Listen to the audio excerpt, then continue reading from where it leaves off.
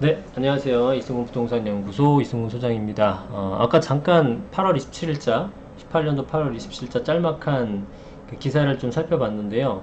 좀 세미나가 끝나고 다시 이어서 하고 있습니다. 자, 한번 보겠습니다. 추가 규제책, 집값이 과연 잡힐까? 또 원점 타격, 뭐 이런 얘기가 나왔어요. 집값이 또 계속 올라가니까, 뭐 잡겠다는 얘기죠. 요거 아까 한 거네요, 보니까. 자, 그 다음 거 보겠습니다. 정보 투기 지역 추가 엄포에도 식지 않은 서울. 같은 얘기인데요.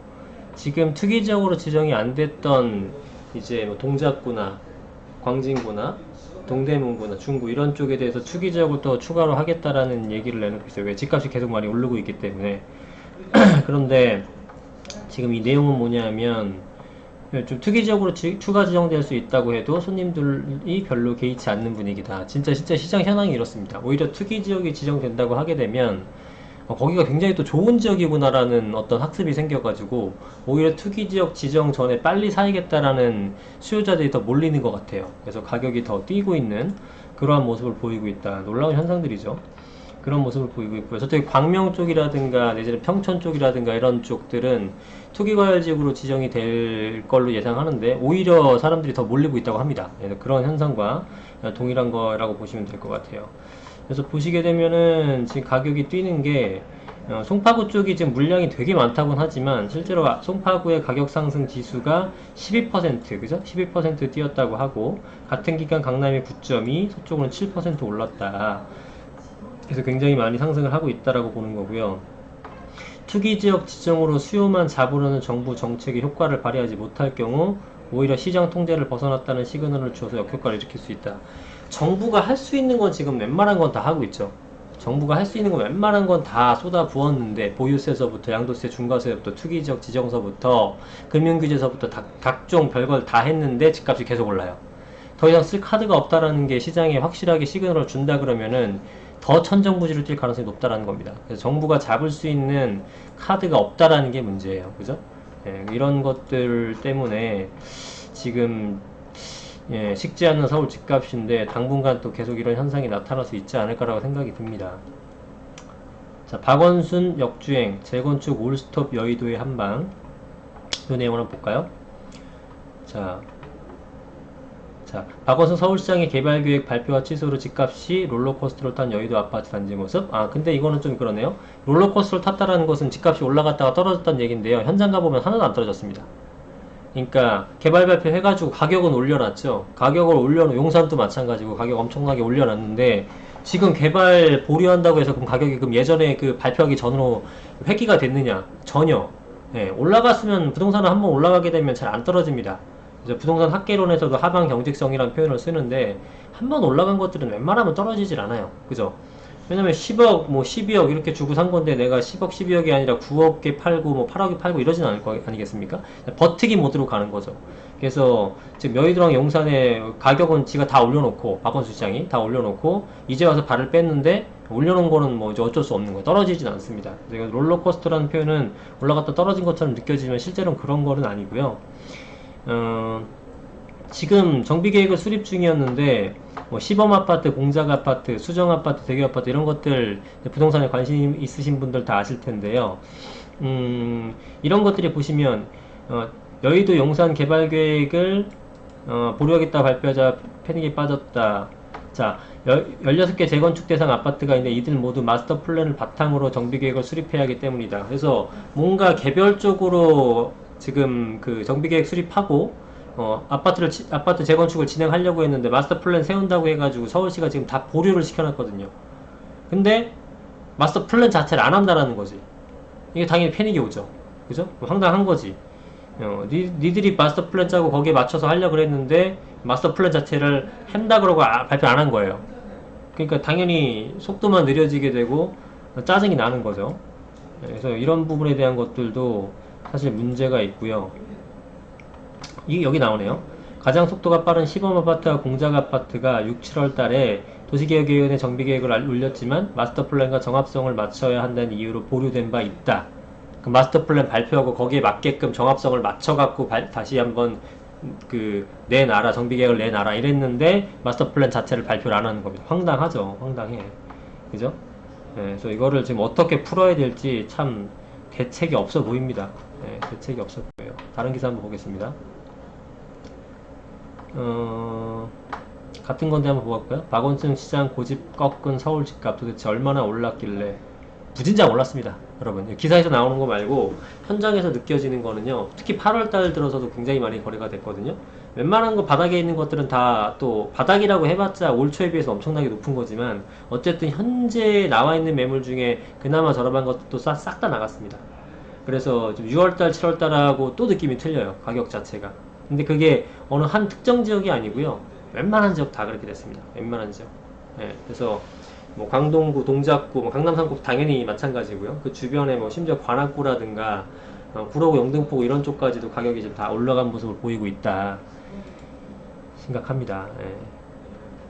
여의도 용산 일대 개발 발언 이후 집값 2배 껑충, 그죠? 지금 뭐 동부이천동 이런 데 가보게 되면은요, 여러분들이 구입하려 그러면은 그 동부이천동 한강변 쪽에 있는 것들은 현금으로 10억 이상 갖고 가야 됩니다. 10억 이상 갖고 가야 되고, 뒤쪽에 리모델링 하는 거 있죠? 좀 애매한 연식된 것들.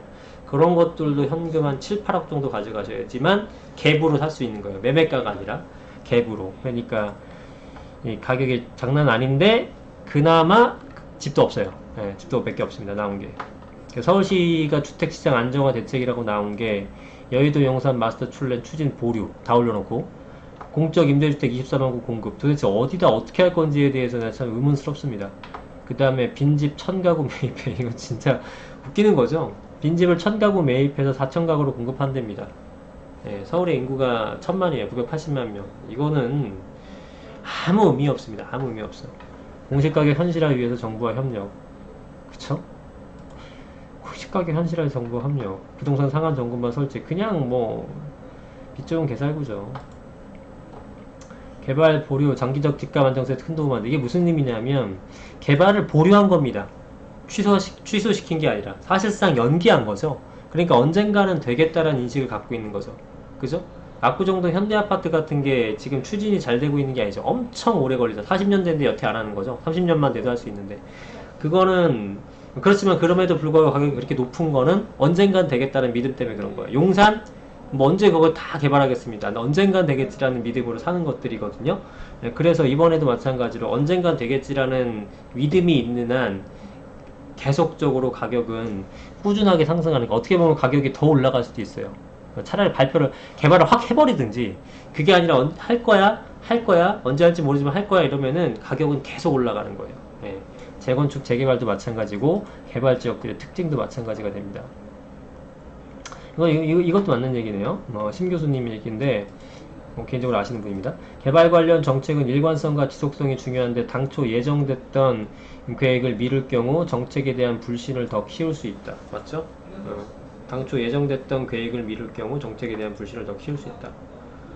그쵸? 이건 뭐 추가적인 설명은 굳이 필요 없을 것 같고요.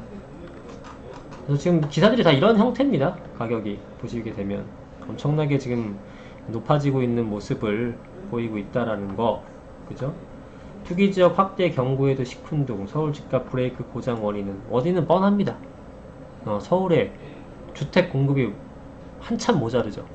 근데 그 주택 공급을 해소시킬 방법이 없다라는 거. 그 근본적인 원인 하나로 가격이 오른다라고 보시면 됩니다.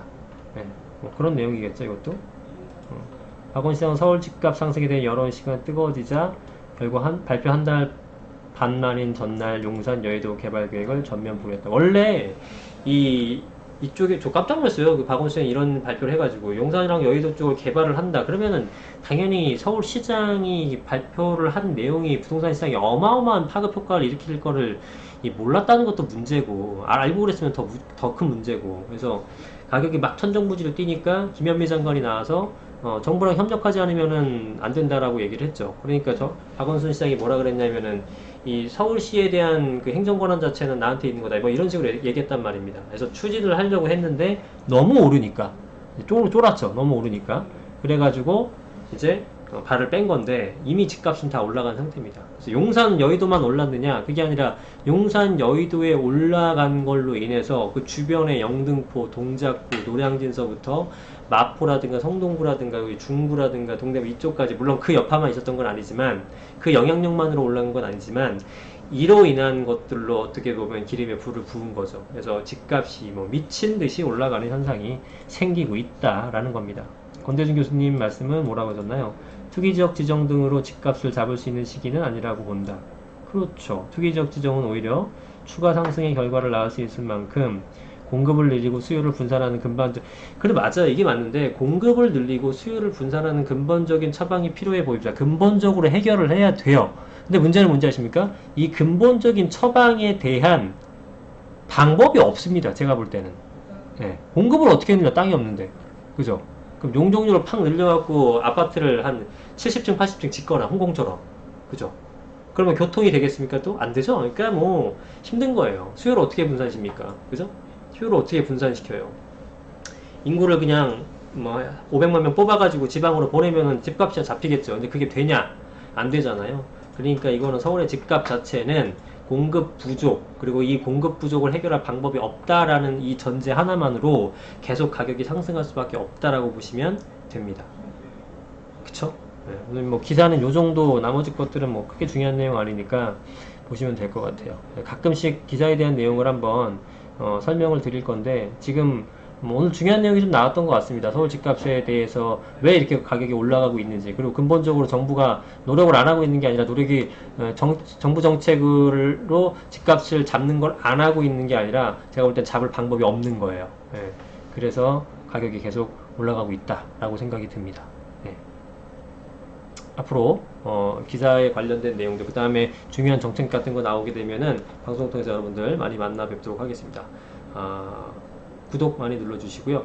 좋은 내용들 많이 방송하도록 하겠습니다. 고맙습니다.